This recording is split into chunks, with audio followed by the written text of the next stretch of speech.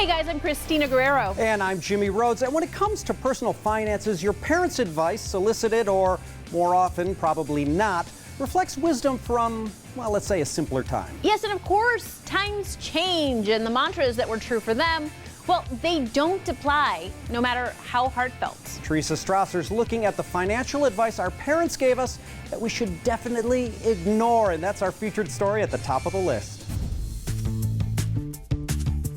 Financial advice is handed down over the years, but in an economic landscape filled with new factors, even the wisest old wisdom doesn't always apply. What we would have done 20 years ago with our money is not what we're doing today. Hillary Seiler, president of Financial Footwork, shares some updated tips on old advice.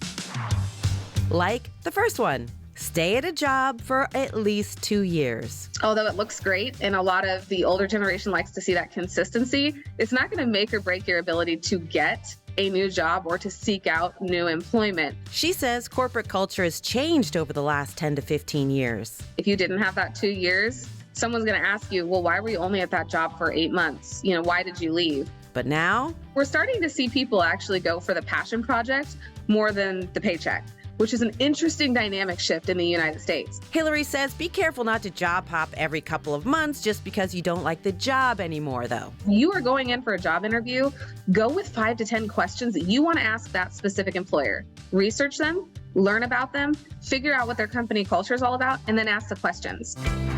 Next, never talk about money. Personal finance is incredibly personal. The problem with it being that personal is you don't share your goals. Her advice? Never be embarrassed about where you are. Be embarrassed if you're not moving forward.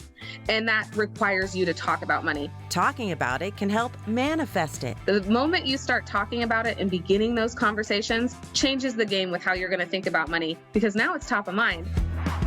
The third outdated nugget of wisdom, you'll always have a car payment. If you're constantly trading up and you're constantly carrying a loan, you're never getting ahead. She says this trend has changed. A lot of younger generations are buying used cars and rolling it till it dies because they realize that they'd rather not have a car payment and be able to have the freedom to do other things. More public transit, ride-sharing services, and working from home have changed things big time.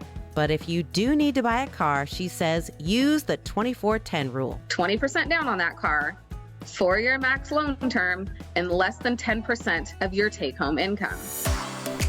The last bit of outdated advice, use cash, not credit. So cash used to be king. I'm a firm believer credit is king. And the reason for that is because credit is actually a way that you can leverage your financial picture to build a little extra wealth without having to do anything different. She says a good credit score gives you access to things like home loans, better credit lines, and the ability to build a business. Plus, if you switch your mindset and put all the things that you must pay for every month on a credit card, and that credit card earns you rewards, you've just changed what is normally just an everyday expense to something that actually gives you a little bit back. The key is to be disciplined and pay it off in full every single month to maximize the benefits. So we have to make it feel more valuable, and we have to make it feel more strategic on a daily basis. Cashing in on modern financial advice is at the top of the list.